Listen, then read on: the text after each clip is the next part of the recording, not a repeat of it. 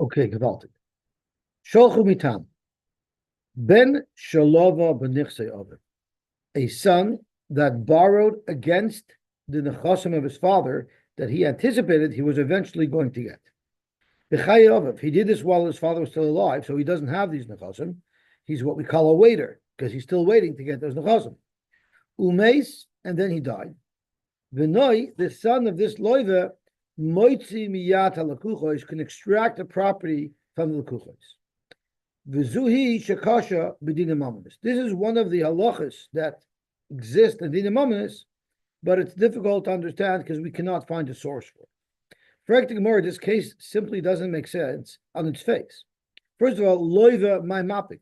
Never is the loiva extracting anything from anybody. It's the malva who's extracting. That's question number one. The oid lekuch is my avidite. Who sold anything?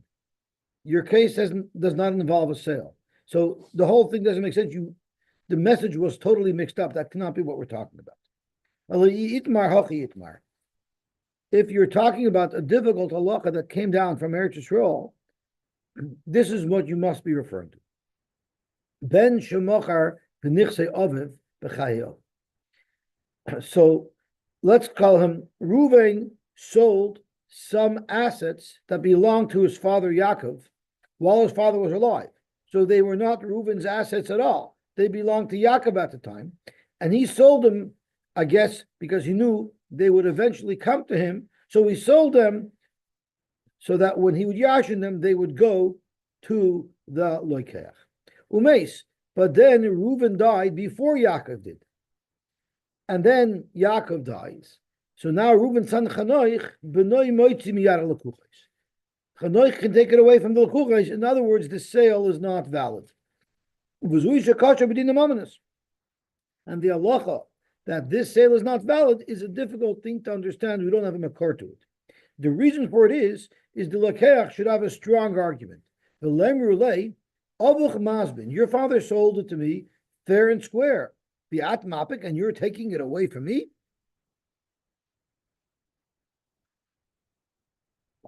So right off the bat, Tosfos asks, "What do you mean your father sold it?" V'tema,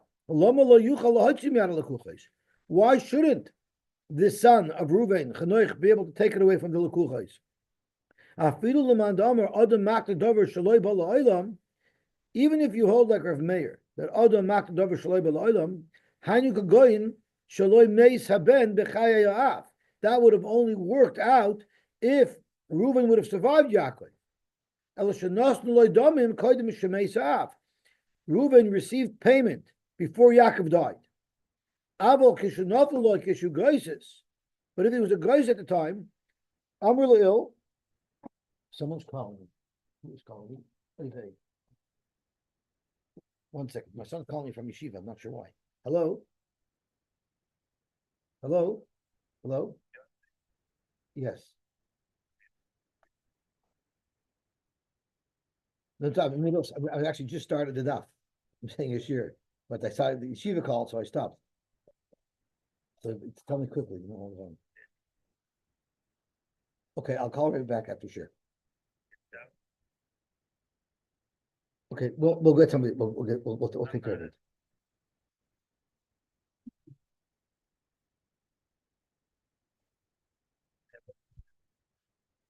Eight o'clock.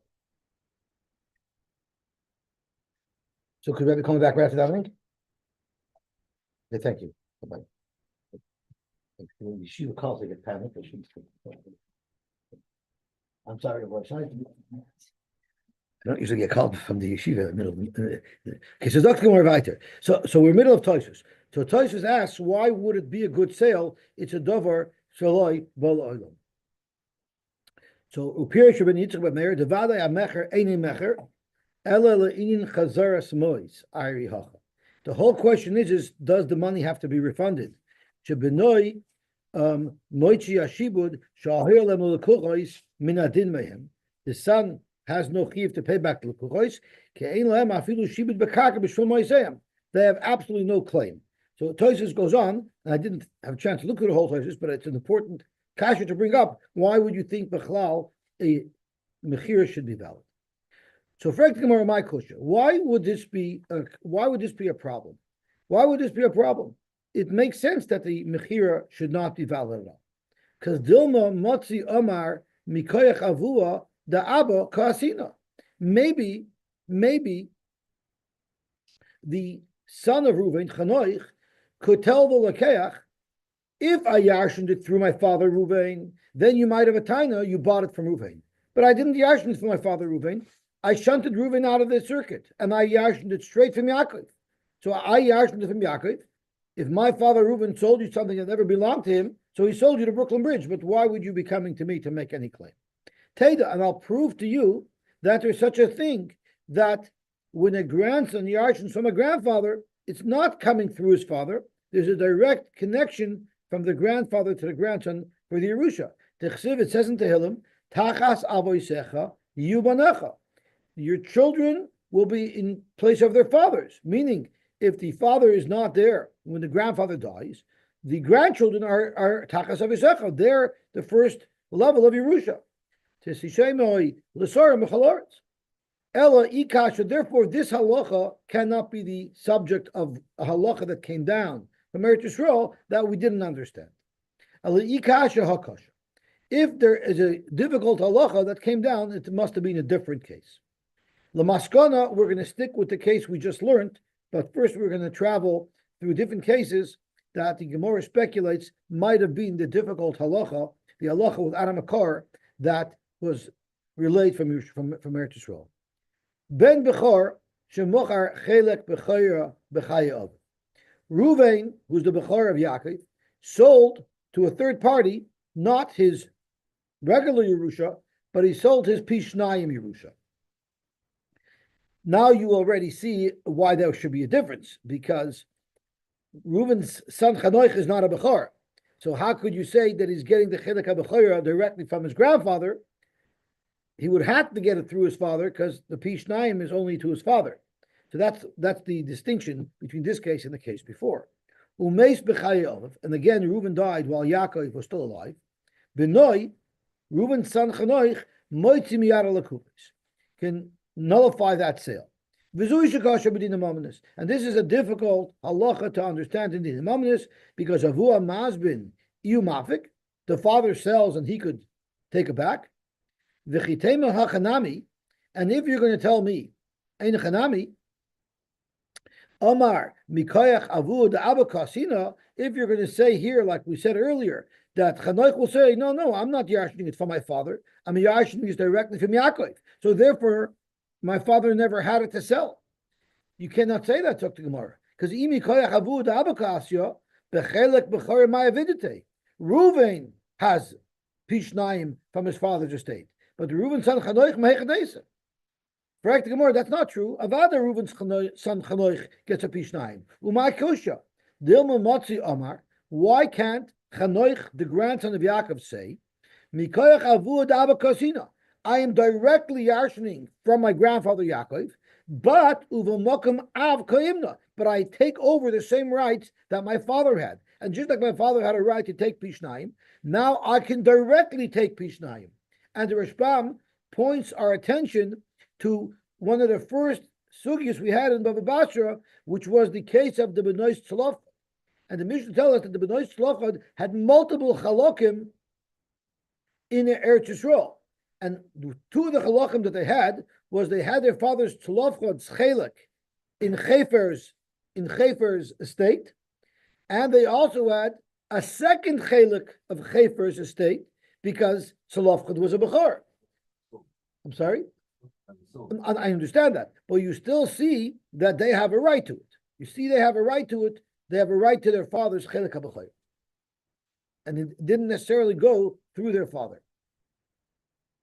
So the main point that we're trying to prove is that even though Tzlofchad died in the lifetime of his father Chefer, his children were still entitled to that Pishnayim.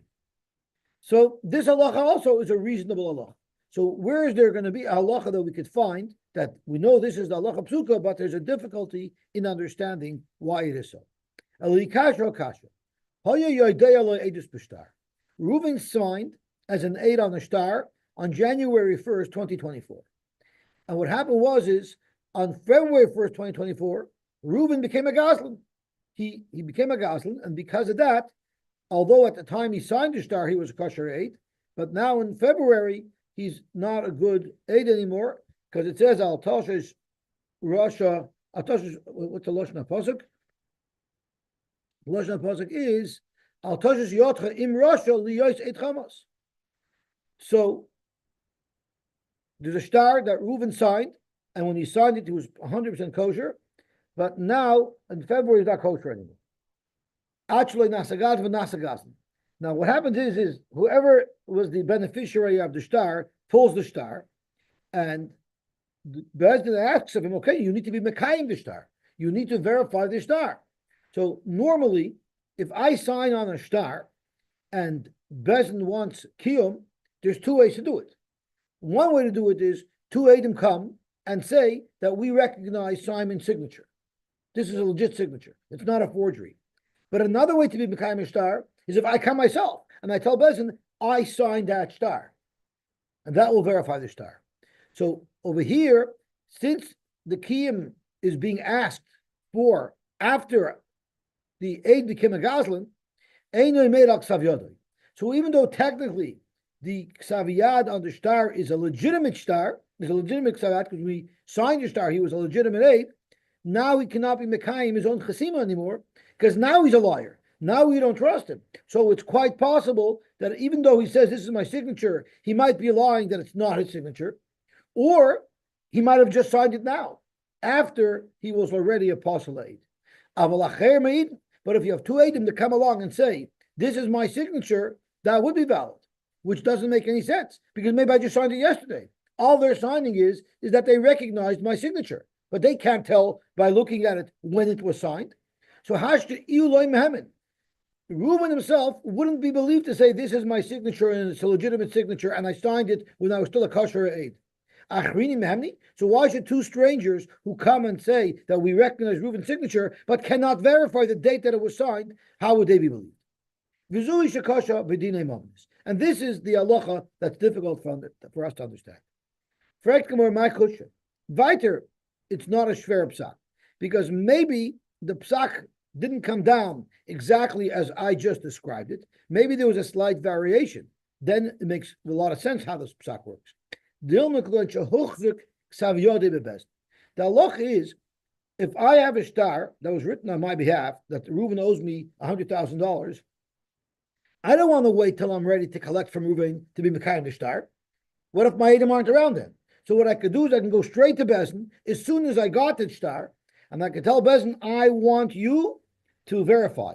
So Bezdin at that point, right away, will verify that this is a legitimate star, either by having the Edom that signed in the star themselves say testimony, yes, this is our legit signature, and we signed, or to get other Edom to testify that this signature is in fact my signature.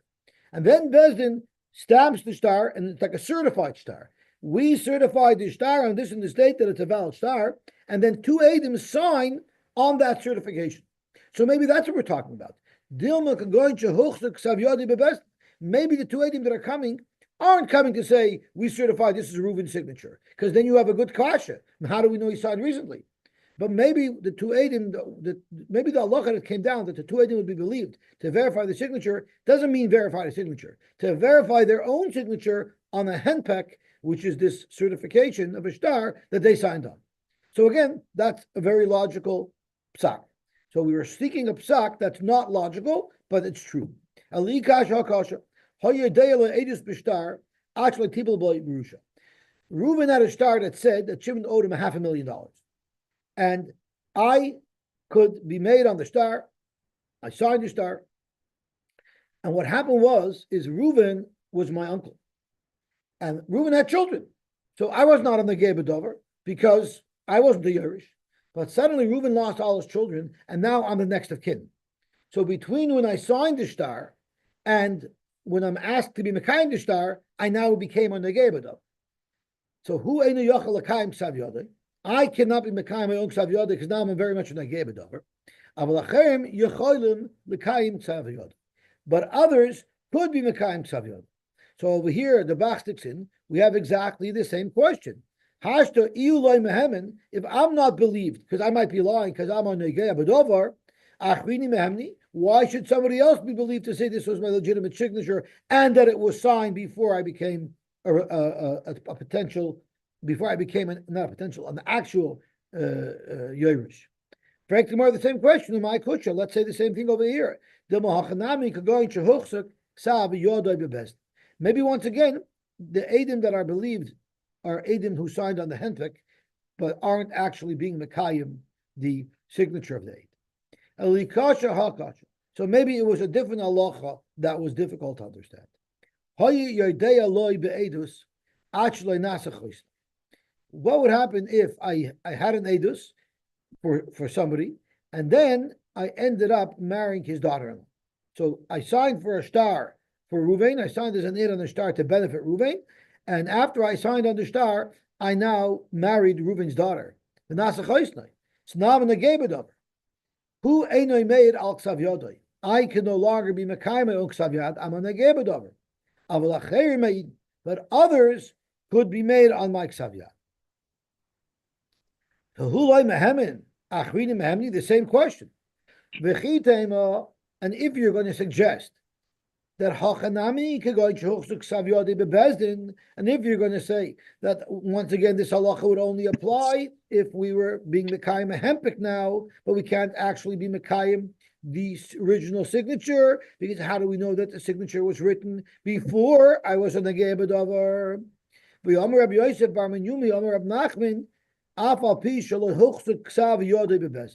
Rabbi Yosef bar Menyumi said in the name of Rabbi Nachman that even if there was no handpick, two Edom are Nemon to come now and say that my signature was legit. So the kasha is if I myself came and said that this signature was legit and I signed it before I became this guy's son-in-law, I wouldn't be believed.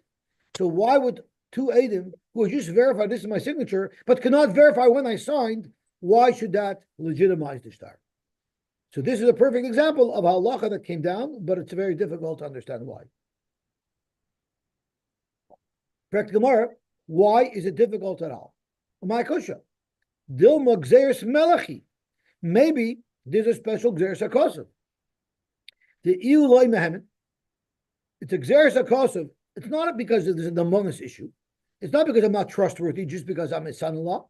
It's merely a gzeres hakosav that iu loy mehemet, the son-in-law himself is not believed, but v'achrini mehemet, but other people would be believed. But lav mishum de mishaker. It's not because we're choshit that this son-in-law is going to lie. And I'll prove it to you that it has nothing to do. The fact that I'm not believed on my own chasimo has nothing to do with the fact that I'm not a nemon. The loytem hachi. If you don't agree with me, Moshe va'Aaron lechoisnom mishum de loy behemniu. Are you going to say that Moshe and Aaron, everybody trusts Moshe and Aaron, but they're still not believed to be mekayim their own star for their son-in-law or for their father-in-law? You're going to tell me because you don't believe them? How do you believe them? It's Xeris Melech, Shaloya Idu Lahem, that they cannot say testimony on behalf of someone who's related to them. But it's not because we don't trust them. So Hakanami Xeris Melechu, Shaloya Aksav Yadai, Lechoshnoi. You cannot say Edus for your father-in-law and confirm your signature, but others could. So this Vaita makes sense. So every halacha that at first seemed not to make sense, that we wanted to attribute to this halacha that they were talking about from Shol Chumitam, all of these cases seem to make sense. So we need to find a case where the halacha is such, but there's a problem, we don't understand why. So we're going to go back to the drawing board to the first case. Which means Reuven sold a field that belonged to his father before his father Yaakov died. His son Chanoich can take the field away. So we had a problem.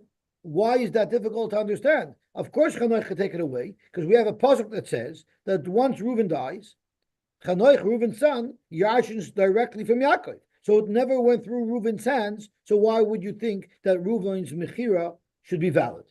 Right? That's what the Gemara had a problem with later. Zok the Gemara, that's not a kasha.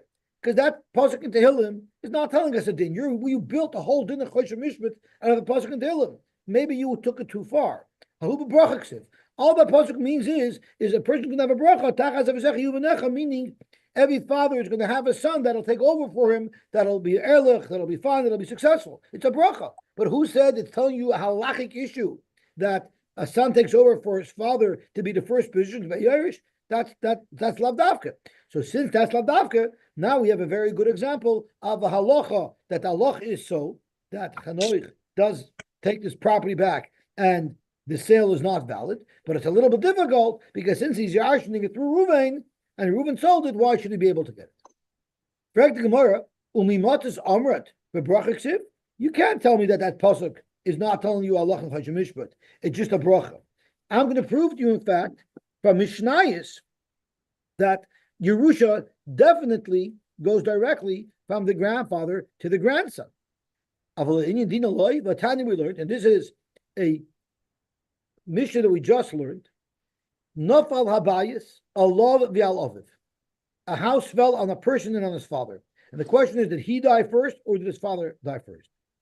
Or alav v'al marisha, on him and then someone who will give Yerusha to him. If it wasn't his father, because every person can yarsha from somebody other than the father, right? You can yarsha from your brother, you can yarsha from your uncle, right? So whatever the case is, we don't know if he died first or if his moirish died first, but he also had liabilities. So there's people who have shibudim to collect from him and from his estate. Now, depending on whether or not he ever took possession of these items from the estate of his father or his moirish, that would dictate whether or not these nechasim are available to be collected by the balchoiv or by the isha. So Yerusha Ya'av Oimrim, the Yerusha Ya'av Oimrim, Haben Mesrishon. The son died first. He never took possession of these assets. The Achach Mesav, and then the father died. So we get them. We get these assets, and therefore you have no access to them as a Balchoiv of the Ben. But the Balchoiv is saying, no, Av Mesrishon. First Yaakov died. Then Reuven died. So that means Reuven took possession of these assets, and therefore we can come and collect from these assets. So now let's drill down. This could be a little bit complex to understand who all the people are. So my lab, Yerusha Ya'av. When the Yerusha Ya'av say that we get it and not the Bachoiv, who would that be? That would be Bani. That would be the sons of Reuven. The Yerusha of Av, of Yaakov, are Bani, are the sons of Reuven, right? So the sons are claiming, the sons are claiming, my father never got it, and therefore Yuba Choiv cannot seize this property. And who are the Marishov? If it's not the father of Reuven, because that's the case of Eloviv, who is the Marishov? Who are the Marishov? Achi. Those would be Reuven's brothers. So let's think about this. V'sol kadaitach loymotzi Omar mikoyach avua da'aba kasina. If you're telling me that anytime Chanoich Yarshins from Yaakov, it's automatically going through Reuven. And why would you say that? Because the chiksiv tachas avisecha yubanecha is only bebracha ksiv, but it's not telling you a halacha in Choshen Mishpat that Chanoich Yarshins directly from Yaakov.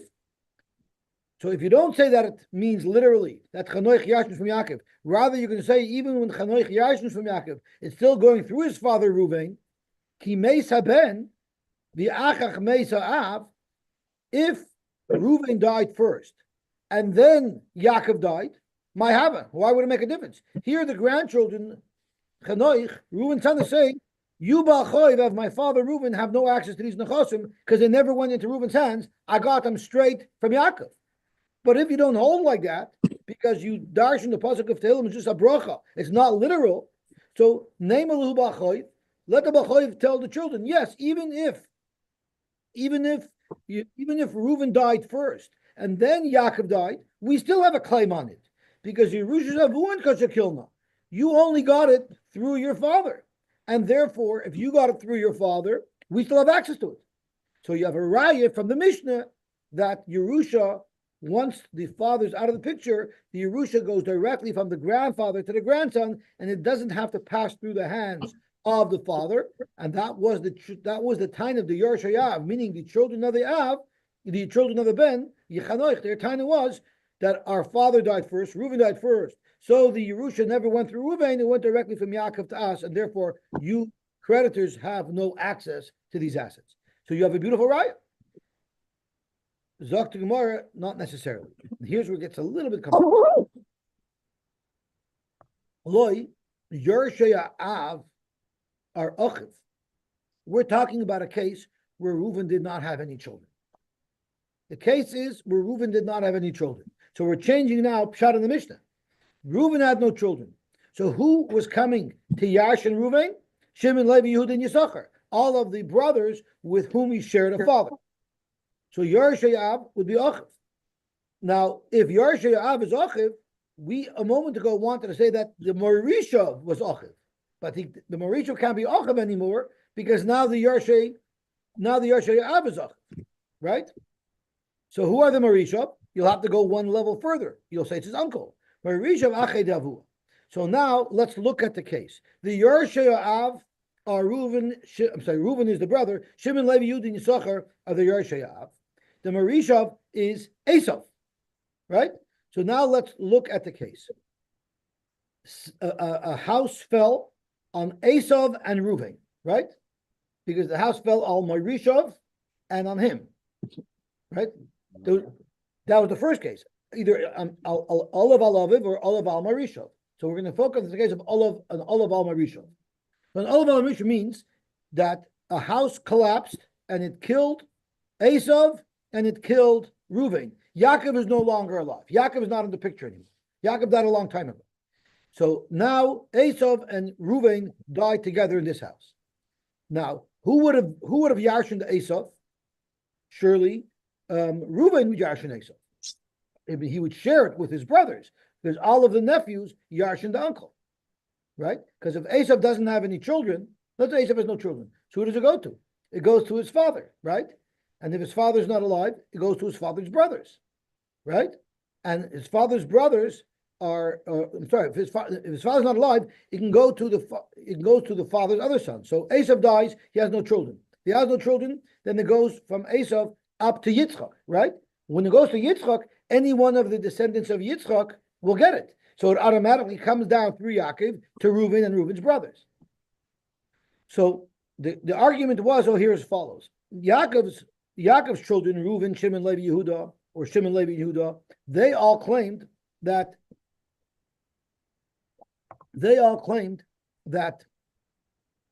Reuven died first. Since Reuven died first, Reuven didn't get any part of this Yerusha. Rather, it came straight from Yaakov to them, right? Yitzchak, Yaakov, and then them. Masha'enkin, the creditors of Reuven, they claim no. Reuven was alive when Esav died. So Reuven also got part of this Yerusha. And that's what we're coming to claim. So let's review the case again because it's a bit complicated. We'll see how the chips fall. Nochama. Esav and Reuven are in a building and the building collapses. Reuven has liabilities, right? So the question here is, did the Yerusha flow through Reuven's hands or not? Reuven does not have any children. So who are Reuven's Yerushim? If Reuven had anything and he died, you know who it would go to? It would go to Shimon, Levi, and Yehuda. Because those are his brothers from his father. And here what happened is we don't know if Esav died first or if Reuven died first. So let's look at it from each perspective. Let's say Esav died first. If Esav died first, then the Yerusha would be split evenly between Reuven and his brothers. Because Esav didn't have kids, it would go to Esav's father, which is Yitzchak. From Yitzchak, it goes down the line. So there's no one on Esav's side of the family, but on Yaakov's side of the family, you have Reuven, Shimon, Levi, Yehuda, you have all those people. So it gets split equally to everybody. That's if Esav died first, which means Reuven also got a chelik. So if Reuven also got a chelik, that should be exposed to creditors. So the Yerush, so the creditors say that who died first? Esav died first, then Reuven died. Now, so that means Reuven once had it. Even if Reuven died and now you want to split up his Yerusha, you can't, because since it went through Reuven's hands, we could grab it because it's owed to us in the chay. But the brothers of Reuben said that's not what happened. Reuben died first. So if Reuben died first, so what happened? Esav died, it goes up to Yitzchak, it comes down through Yaakov to the remaining surviving children. And Reuben's not alive, and Reuben doesn't have any children. So who does it go to? It goes to us directly. So therefore, you don't have any access to it. How does this solve our problem? This solves our problem is because now Reuben, so Shimon, Levi, Yehuda, when they're getting it from Yaakov, from Yitzchak, because it went up from Esav to Yitzchak and then back down again, they don't need to get it through Yaakov. They're getting it direct. They don't need to get it through Reuven. They're getting it direct. So therefore, if this is Pshat in the Mishnah, you no longer have a raya from our Mishnah that the son is getting it through his father or bypassing his father. Because we're not even talking about a son. We're talking about Reuven's brothers, and they're not getting it through Reuven. They're getting it directly from Yaakov. So that's why from this Mishnah you no longer have a raya that when a son yashins from a grandfather, he's yashning it directly and it's not going through his father. Because we're not even talking about a son yashning from a grandfather. We're talking about brothers that are yashning. Oh, sorry, sir. I didn't know you were here. Okay, so that is the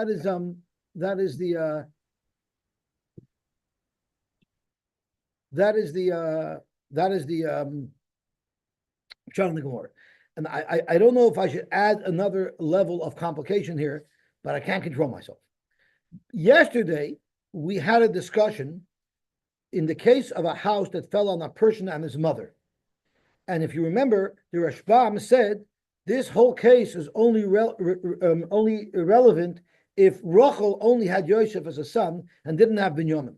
Because if she had a son Binyamin, we would say that since Binyamin is a vadai in half of Rachel's estate, he automatically gets to keep the other half of the estate that's in dispute between whether he should get it or whether the Yershei Aim should get it.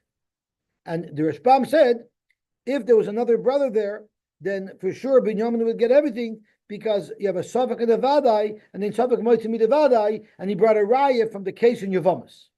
But a raya from the case in Yavamas where we had a child born who was a Safek if he was the child of the deceased or if he was the child of the Yavim, and if the grandfather died, and now there's an argument who should get Yerusha, the surviving brother says, I get it all because you're my child. And the child says, no, I'm a child of the deceased, so I get it. I get a 50% of the grandfather's Yerusha. So the Gemara in Yavamas paskind over there that the surviving gets everything because he's a Vadai. So the Rashbam understood to here, and Tosfos didn't like it. Tosfos didn't like it. He brought a raya from here. Because what is the case over here? The case over here is the brothers of Reuven are claiming that Reuven's Yerusha came straight to us. It never went through Reuven because Reuven died before Yaakov or before Esav, right? But one thing is for sure, even if Esav died before Reuven, and therefore Reuven had property, so therefore you creditors want to go after Reuven, even if that's true, but we're Vatai, we for sure get our part anyway. So you have a raya connected to Rashbam, because here you have cases where all of Reuven's brothers are getting an equal share in Esav's Yerusha, so they're Vadai. Reuven's chelik is a Sofik. According to the Rashbam's reasoning, this whole case couldn't possibly be relevant because the Rashbam says if they have brothers that are Vadai, they for sure also win Reuven's chelik. So that is Tosfos' main kasha on the Rashbam.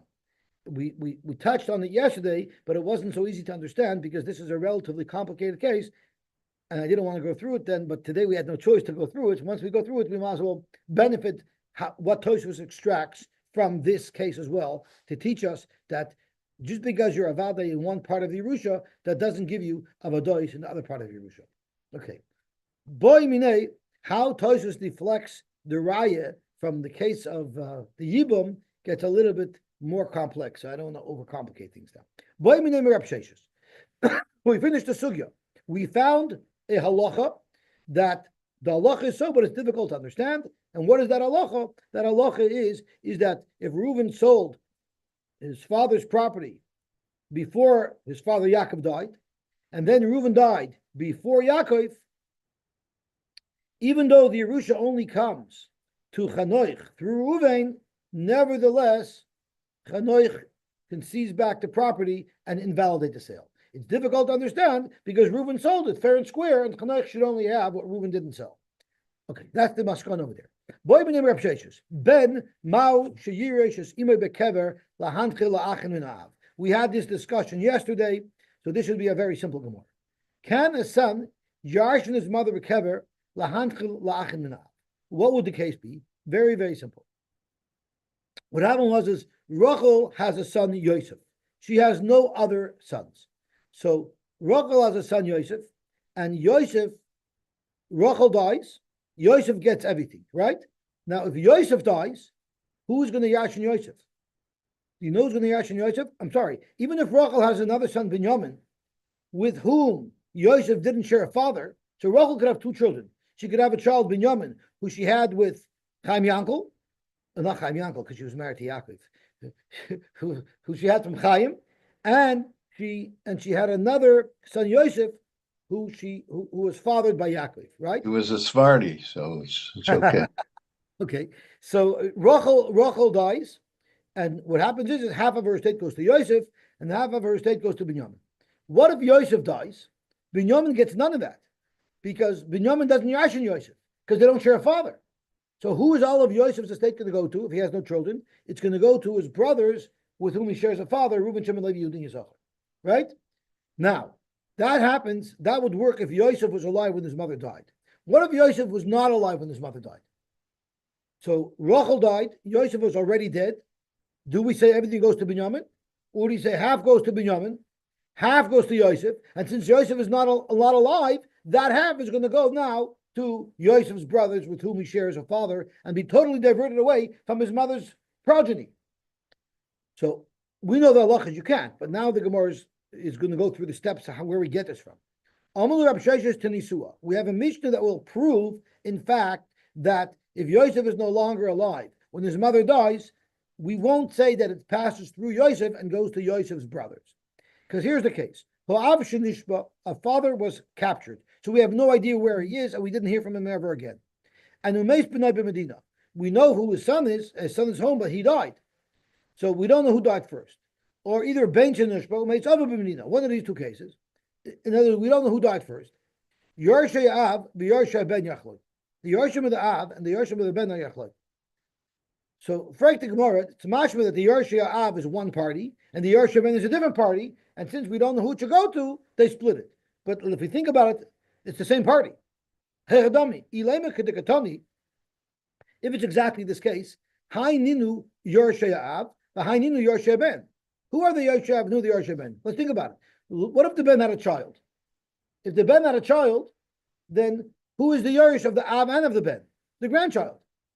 So if that's the case, what do you mean the Yerush Av and the Yerush Ben split it? They're one and the same. No, other Yerush What are you talking about? We're talking about a father and a son, right? No other sons? Well, so let's think about it. If there's other sons, so then the other sons, it doesn't make a difference if the Ben died first or if the Av died first, because weiter it'll go to the other sons.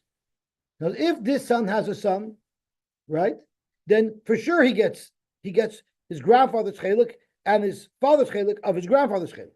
So he gets everything. There's no suffix over here. And if the Ben didn't leave over a son, then Sai the Ben's Yerusha and Sai his father's Yerusha anyway goes to the brothers or the brother's sons. So regardless, you don't have two parties arguing. It's always the same party. Whoever's going to yashin the Ben is going to yashin the Av and vice versa. In order to have a dispute where there's two parties disputing, we have to modify the case a little bit. Av shenishba umeis ben bitoy b'medina. A father was captured and his anicle died. Ben bitoy, so his daughter's son died, or uven shenishba, or a son died, umeis avi imoy, and the father of his mother died b'Medina. V'lo yadinan hai minayu meisparation. And now we don't know who died first. So let's think about it. Yorshay Av v'Yorshay Ben Yachloi. Let's analyze. Let's take the case where the father died and his grandson died, and we don't know who died first, right? So if if the father died first and he didn't have any sons, only daughters, so the Yerusha would go from this father to his daughter, and then from his daughter, it would go to his son, right? And then the grandson will get it. But if the grandson died first, then it wouldn't go there. It would go to the father's family.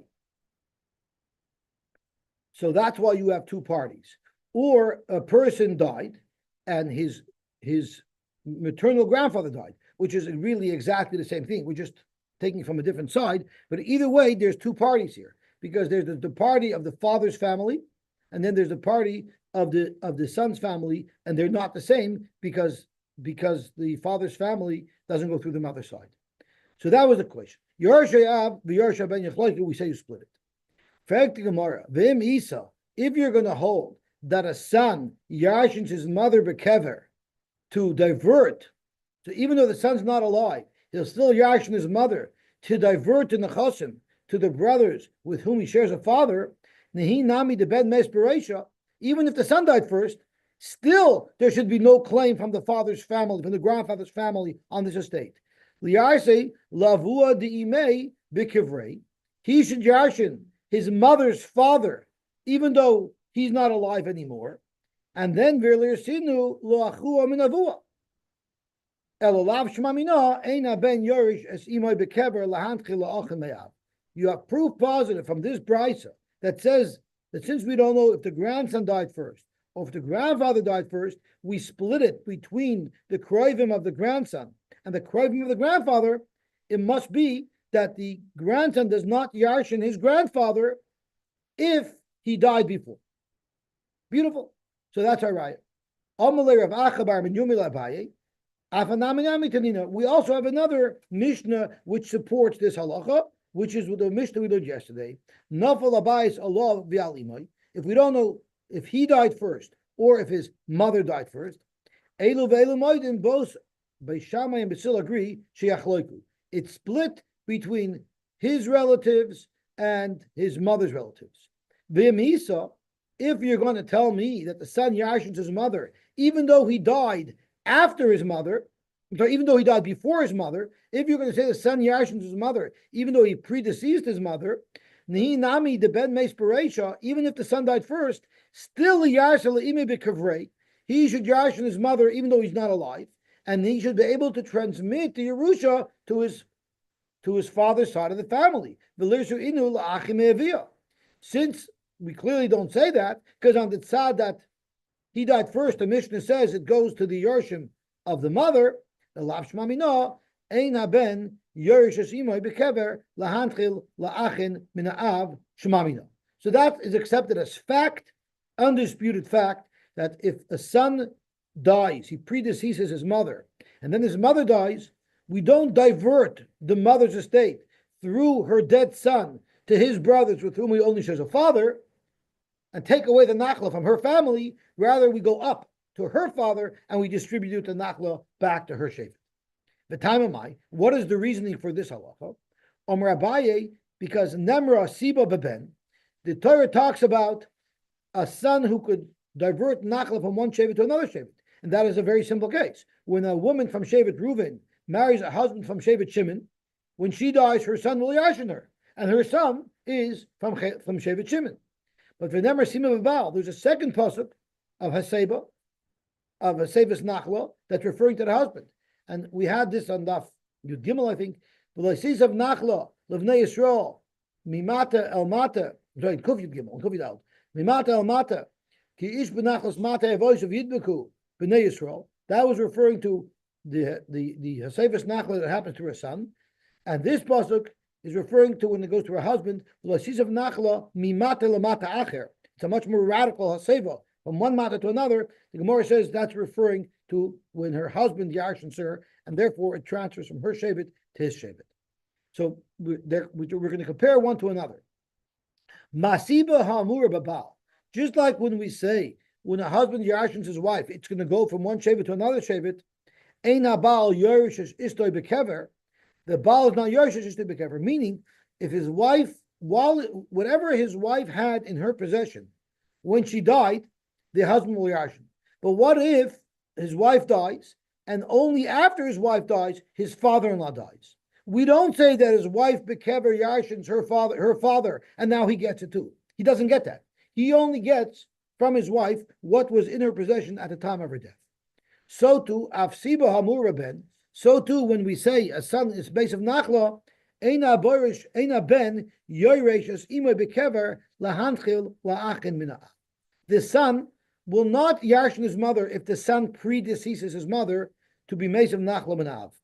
Now, for those of you that are astute, you'll notice that the cases are a little bit different, right? In the case of the husband, his wife died before him, and in the case of the son, we're talking about the son dying before the mother.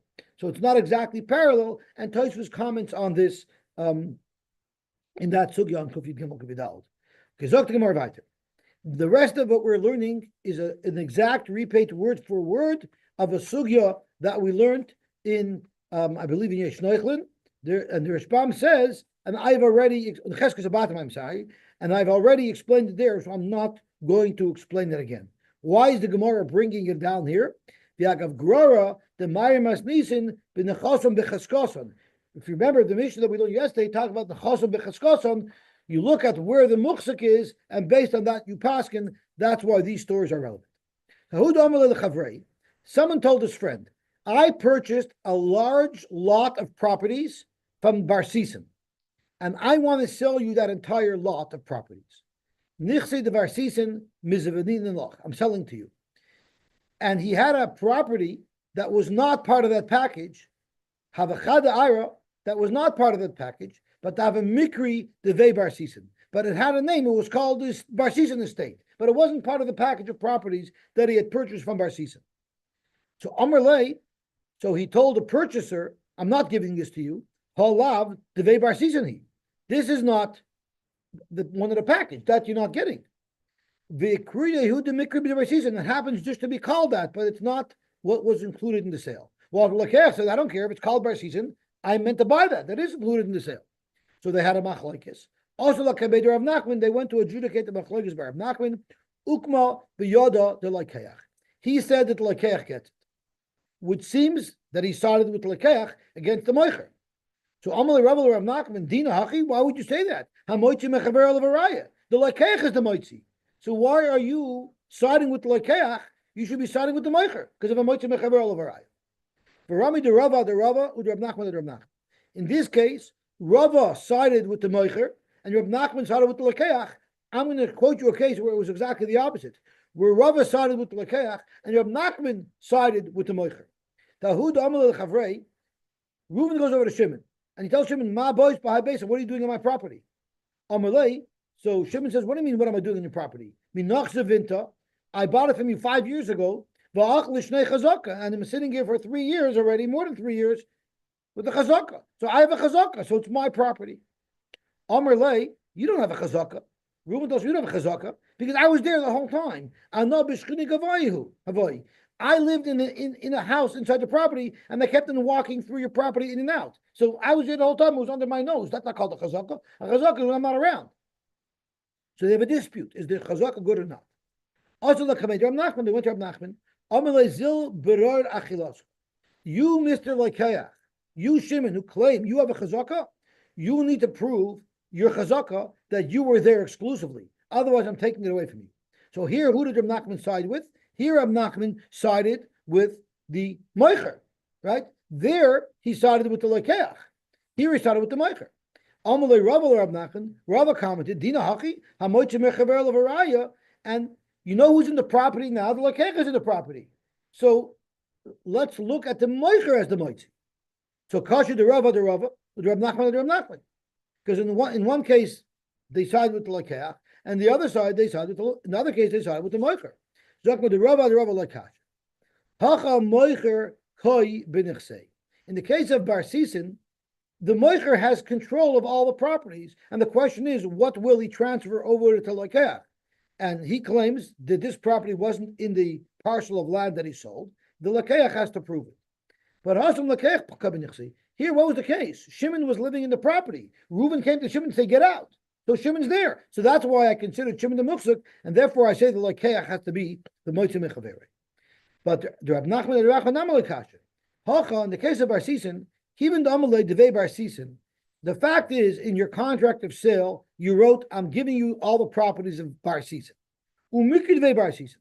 And this property says Bar Sisan. So you're leaving unclarity in your transaction. It was incumbent on you as a moicher to write, I'm selling you the properties of Bar Sisan, but I don't mean that one, because there's such confusion there. Therefore, Rab Nachman sided with the lokeach. But hacha, in the case of the chazaka, lo ye'el denokit shtara. Even if Shimon had a star that he bought the property from Ruvain, milo yamrino and kaim shtarach v'kum b'nichsi, wouldn't we force Shimon to bring Adam to prove the star was valid? So you have a chazaka, it's b'mokim star, but you need to prove the validity of your chazaka. So you need to prove that your chazaka was rock solid, airtight, and that there was no one else living there. Okay, Baruch Hashem, we finished the parak of Mishameis, and B'lineder, Hadon Lach Mishameis, B'lineder, Hadon Lach Mishameis, B'lineder, Hadon Lach Mishameis. Gevaltig. We're getting close, we're up to the last parak of Bava Basra. Should be zeicher to finish in good health.